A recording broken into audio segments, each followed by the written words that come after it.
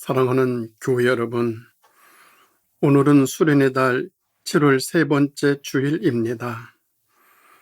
연일 코로나 확진자가 증가하고 폭염이 계속되고 있으니 건강 잘 챙기시기 바랍니다. 거리 두기와 방역 수칙도 잘 지키시기 바랍니다. 오늘 경건한 마음으로 예배드리는 모든 성도님들에게 주님의 은총과 축복이 함께 하시기를 바랍니다. 오늘 주 예배는 정부의 지침에 따라 비대면이니 계신 자리에서 보내드린 자료로 예배 드리시기 바랍니다. 그리고 병상에서 치료받는 모든 분들의 쾌유와 코로나 퇴치를 위해 수고하시는 분들을 위하여 계속 기도해 주시기 바랍니다. 이 주간에도 소망하고 기도하시는 일들마다 주님의 인도하심과 축복하심이 함께 하시기를 기도드립니다. 오늘 우리에게 주시는 하나님의 말씀은 열왕기하 5장 20에서 27절입니다. 하나님의 사람 일리사의 사환 게하시가 스스로 이르되 내 주인이 이 아람 사람 나아만에게 면하여 주고 그가 가지고 온 것을 그의 손에서 받지 아니하였도다. 여호와께서 살아계심을 두고 맹세하노니 내가 그를 쫓아가서 무엇이든지 그에게서 받으리라 하고 나만의 뒤를 쫓아가니 나만이 자기 뒤에 달려옴을 보고 수레에서 내려 맞이하여 이르되 평안이냐 하니 그가 이르되 평안하나이다. 우리 주인께서 나를 보내시며 말씀하시기를 지금 선지자의 제자 중에 두 청년이 에브라임 산지에서부터 내게로 왔으니 청하건대 당신은 그들에게 은 1달란트와 옷 2벌을 주라 하시더이다. 나만이 이르되 바라건대 2달란트를 받으라고 그를 강권하여 은 2달란트를 두 전대에 넣어 매우 옷 2벌을 아울러 두 사원에게 지우며 그들의 게하시 앞에서 지고 가니라. 언덕에 이르러서는 게하시가 그 물건을 두 사원의 손에서 받아 집에 감추고 그들을 보내 가게 한 후 들어가 그의 주인 앞에 서니 엘리사가 이르되 게하시야 네가 어디서 오느냐 하니 대답하되 당신의 종이 아무데도 가지 아니하였나이다 하니라. 엘리사가 이르되 한 사람이 수레에서 내려 너를 맞이할 때에 내 마음이 함께 가지 아니하였느냐. 지금이 어찌 은을 받으며 옷을 받으며 감람원이나 포도원이나 양이나 소나 남종이나 여종을 받을 때이냐. 그러므로 나만의 나병이 네게 들어 네 자손에게 미쳐 영원토록 이르리라 하니 게하시가 그 앞에서 물러나오매 나병이 발하여 눈같이 되었더라. 아멘. 오늘 말씀의 제목은 지금이 어찌 그럴 때이냐 입니다. 톨스토이는 사람의 일하는 태도에 따라 세 부류로 나누는데 먹을 만큼만 일한다면 그는 한갓 짐승의 인생을 살게 되고 요구받은 만큼만 일한다면 그는 종의 인생을 살게 되고 먹을 만큼 이상 요구받은 것 이상을 일한다면 그는 주인의 인생을 살 것입니다. 라고 했습니다. 짐승 같은 인생을 살 것인지 종의 인생을 살 것인지 아니면 주인의 인생을 살 것인지는 내가 일하는 태도에 달려 있습니다. 일하는 태도도 알고 보면 하나의 습관입니다. 적당주의자는 사회에서 인정받을 수 없습니다. 조직 내에서 인정받으려면 적당히 일하는 습관을 버려야 합니다. 맡은 일에 최선을 다하는 습관은 자기 인생을 변화시킵니다. 꾀로 일하기보다 사랑으로 일해야 합니다. 억지로 일하기보다 마음을 다해 충성으로 해야 합니다. 그리고 끝까지 죽도록 충성하기로 하나님과 약속합니다. 우리는 이를 소명이라고 합니다. 지구의 한 모퉁이를 쓸고 있다는 자부심을 가지고 최선을 다할 때 어디에서든지 누구에게든지 쓰임을 받습니다. 게하시는 엘리사의 종으로서 지금까지 그의 행실을 보면 별다른 문제가 없던 사람으로 나타나 있습니다. 그런데 아람 왕의 군대 장관인 나하만이 스승인 엘리사에게 찾아왔다 나병을 고치고 돌아가던 때에 그는 그만 거짓말과 도둑질이라는 큰 죄를 짓고 맙니다. 그리고 이 때문에 주인의 책망을 받아 불행하게도 나만의 나병을 물려받습니다. 그것은 비록 아무리 착한 사람이 지은 죄라 할지라도 그것이 죄가 아닐 수 없습니다. 그때 엘리사가 게하시를 향하여 지금이 어찌 은을 받으며 옷을 받으며 감람원이나 포도원이나 양이나 소나 남종이나 여종을 받을 때이냐라는 책망을 받습니다. 지금이 어찌 그럴 때이냐라는 이 책망은 어찌 보면 나 자신에게 하시는 말씀이 아닌가 싶기도 합니다. 수련의 달 7월 게하시의 행실과 행위를 살펴보며 그것을 우리의 경계로 삼으면 어떨까 싶습니다. 첫째는 신앙의 경계를 지켜야 합니다. 나만은 자기 나병을 고치기 위하여 엘리사를 찾아 나서면서 예물로 은 10달란트와 금 6,000개와 의복 10벌을 준비하여 병 고침을 받고 나서 그것들을 모두 엘리사에게 바쳤지만 엘리사는 그 모든 예물을 극구 사양하였습니다. 곁에서 이를 지켜보고 있던 엘리사의 사원 게하시가 견물생심이라는 말 그대로 자기 주인이 그 예물을 모조리 뒤돌려 보내자 갑자기 탐심에 사로잡히게 됩니다. 그래서 게하시는 나만을 뒤쫓아가서 여호와께서 살아계심을 두고 맹세하노니 라면서 나만을 만나 은 2달란트와 옷 2벌을 받아온 것입니다. 게하시는 욕심에 끌려 범죄했을 뿐만 아니라 하나님의 이름을 모독하는 범죄까지 하게 되었습니다. 이는 도둑질을 위해 하나님을 가리켜 맹세까지 하는 신앙의 경계를 무너뜨린 행위입니다. 거짓말을 하면서 자기 욕심을 채운 게하시는 지금까지 스승인 엘리사 선지자와 함께 지켜온 신앙을 어겼습니다. 그리고 하나님의 영광을 가리고 스승을 욕되게 하였습니다. 절대로 해서는 안 될 일을 너무나 천연덕스럽게 했습니다. 지금이 그럴 때가 아닌데, 아니 나중이라도 그래서는 안 되는데 거짓말을 너무 쉽게 했습니다. 뻔한 거짓말 1위에서 5위까지가 있는데 5위는 음주운전자가 말을 합니다. 딱 한 잔밖에 안 마셨습니다.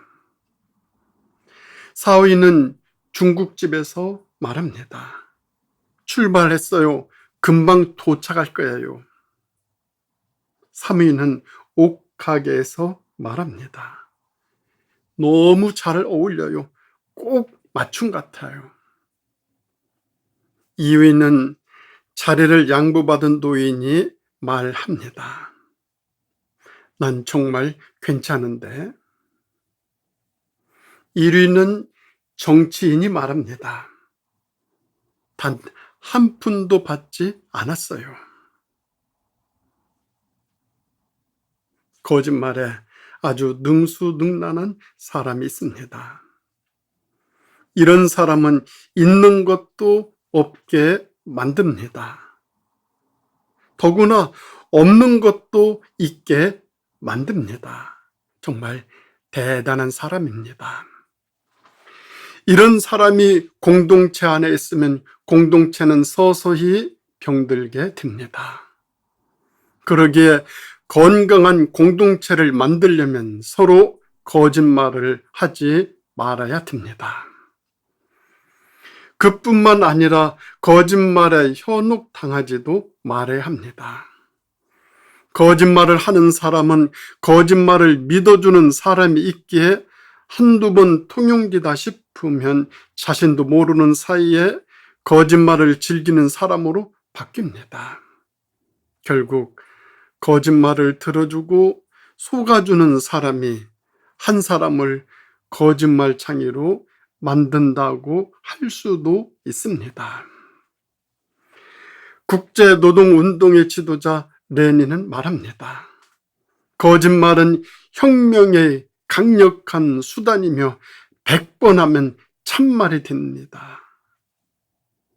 더구나 히틀러는 한술 더 뜹니다. 아무리 새빨간 거짓말이라도 100번 이상 반복하면 참말로 들린다 라고 말입니다. 이런 인간의 심리를 잘 알기에 광고 회사들은 반복 효과를 노립니다. 똑같은 말을 수없이 반복하다 보면 사람들은 그 말의 진위 여부를 가리지 아니하고 기정사실로 받아들인다는 사실입니다. 네거티브 캠페인 첫 번째 원칙이 바로 반복입니다. 사탄은 거짓말의 명수입니다. 그래서 성경 요한복음 8장 44절은 사탄을 거짓말쟁이이자 거짓의 아비라고 고발합니다. 너희는 너희 아비 마귀에게서 났으니 너희 아비의 욕심대로 너희도 행하고자 하느니라. 그는 처음부터 살인한 자요. 진리가 그 속에 없으므로 진리에 서지 못하고 거짓을 말할 때마다 제 것으로 말하나니 이는 그가 거짓말쟁이요 거짓의 아비가 되었음이니라. 하와에게 찾아와서 능수능란하게 거짓말한 사탄을 보십시오. 너희가 결코 죽지 아니하리라. 너희가 그것을 먹는 날에는 너희 눈이 밝아져 하나님과 같이 되리라. 불행하게도 하와는 사탄의 이 거짓말에 무너졌고 인류에게 엄청난 불행을 안겨주었습니다. 이 사탄의 거짓말 유전자가 인간에게 흘러내리고 있습니다. 예수님의 수제자로 3년 동안 훈련받았던 베드로마저도 거짓말을 했습니다. 그것도 반복해서 3번씩이나. 나중에 가슴을 치고 통곡할 일이었지만 자신을 방어하고 보호하고 위험에 빠지거나 손해를 보지 아니하고 살아남기 위해 거짓말을 함으로 신앙의 경계를 무너뜨렸습니다. 그러나 우리는 이 신앙의 경계를 잘 지켜 나 자신을 지키고 가정을 지키고 공동체를 지킬 수 있기 바랍니다. 그런가 하면 두 번째로 우리가 해야 할 일은 배움의 경계를 지켜야 합니다. 엘리사의 사원 게하시는 나아만을 만나 초년스럽게 스승의 이름을 팔아 나아만으로부터 받은 예물을 자기 집에 숨겨두고 나서 엘리사 앞에 의연한 태도로 나갔습니다. 엘리사가 네가 어디서 오느냐 하고 묻자 종은 아무데도 간 일이 없다고 딱 잡아댔습니다.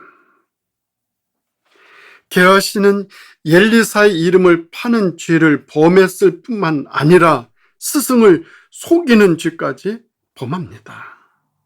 즉 스승의 가르침을 범하는 배움의 경계를 침범했습니다. 배웠으면 그 배움을 지키며 되새기며 성숙시키며 발전시켜 나가야 하는데 그 배움을 저버린다는 것은 자신을 퇴화시키고 퇴색하게 만들어 결국 퇴보하게 됩니다. 그래서 인간은 이를 만회하기 위하여 반칙하고 속이고 원칙과 질서를 어깁니다. 이것이 바로 범죄입니다. 범죄는 또 다른 죄를 유발시킵니다. 욕심이 잉태한 즉 죄를 낳고 죄가 장성한 즉 사망을 낳느니라고 하였습니다. 배움을 잘 실천하고 신앙심이 깊은 사람들일수록 축복의 말을 많이 합니다. 만약 그 사람이 축복을 받을 자격이 없다면 그 축복이 자신에게 되돌아온다고 했으니 축복하면 할수록 자기에게 이익입니다. 우리의 입에서 나간 말은 없어지지 아니하고 공기 중에 파장으로 어딘가에는 남아 있다가 때가 되면 이루어집니다. 자연계에도 에너지는 보존된다는 에너지 보존 법칙이 있고 영계에도 똑같이 말은 한마디도 땅에 떨어지지 않고 언젠가는 이루어진다는 말씀 보존의 법칙이 있습니다. 그래서 지금 우리가 예수님을 믿고 성령님을 마음속에 모시고 살아간다면 우리의 입에서는 언제나 영혼을 살리는 말, 축복의 말을 하는 것이 정상입니다. 성경은 무릇 더러운 말은 너의 입 밖에도 내지 말고 오직 덕을 세우는 데 소용되는 대로 선한 말을 하여 듣는 자들에게 은혜를 끼치라고 하였습니다. 말이 바르고 단정하고 고요하면 마음도 바르고 단정해지고 고요해집니다. 그러나 우리의 입이 더러운 말을 하면 성령님이 근심하여 성령이 소멸된다고 합니다. 자신의 욕심을 채우기 위하여 스승의 이름을 더럽히고 배움의 경계를 범하는 어리석은 자가 아니라 주님을 영광스럽게 해드리고 배운 대로 살아 하늘의 복을 이어가는 배움의 경계를 잘 지키는 복된 삶 모두 되어질 수 있기를 간절히 바랍니다. 그런가 하면 세 번째로 지금 우리가 해야 할 일은 양심의 경계를 지키는 일입니다. 게하시가 멀쩡한 거짓말로 나만으로부터 예물을 착복했던 것은 두말할 것 없이 하나님을 속이고 동시에 자기 주인 엘리사도 속였지만 무엇보다도 자기 양심을 속이기까지 하였습니다. 즉 자기 양심의 경계를 저버렸습니다. 거짓말은 자기 자신부터 속이는 가장 미련하고 부끄러운 짓입니다. 게하시는 자기 생각과 판단에 자신도 속아 결국 저주를 불러드렸습니다. 그는 나만의 예물을 자기 몫이라고 생각하였습니다. 이 생각은 사탄의 충동질이고 악령이 강하게 역사할 때 나타나는 현상입니다. 사탄은 게하시아에게 침투하여 그의 양심의 경계를 흐리게 만들었습니다. 양심의 경계를 저버리고 모호하면 그 모든 피해와 책임은 그에게로 돌아갑니다. 그러므로 양심이 정직하고 깨어 있어야 합니다. 양심이 살아 있어야만 합니다. 양심의 경계를 든든히 잘 지켜야 합니다. 그래야 삶이 평안해집니다. 사랑하는 우리 성도 여러분, 7월은 수련의 달입니다. 나 자신을 돌아보아 진정으로 회개하고 나에게 있는 거짓과 욕심과 죄악을 깨끗하게 씻어내는 달입니다. 나의 작은 거짓과 욕심으로 인하여 경계가 무너지는 삶이 아니라 오직 기도와 말씀 충만으로 모든 유혹과 거짓과 욕망을 물리쳐 영성으로 거룩한 생활을 하는 지금이 바로 그럴 때가 되시기를 주님의 이름으로 축원드립니다. 기도하시겠습니다. 하나님 아버지, 저희들을 사랑하여 주시고 늘 보호하여 주심에 감사드립니다. 수련의 달 7월을 보내며 이 계절 저희들이 우리 자신들을 잘 지켜 나가되 하나님, 신앙을 잘 지키고 배움을 잘 지키고 양심을 잘 지켜 하나님이 원하시고 바라시는 그러한 삶을 지금 잘 살아갈 수 있도록 인도하여 주시기를 예수님의 이름으로 간절히 기도드립니다. 아멘.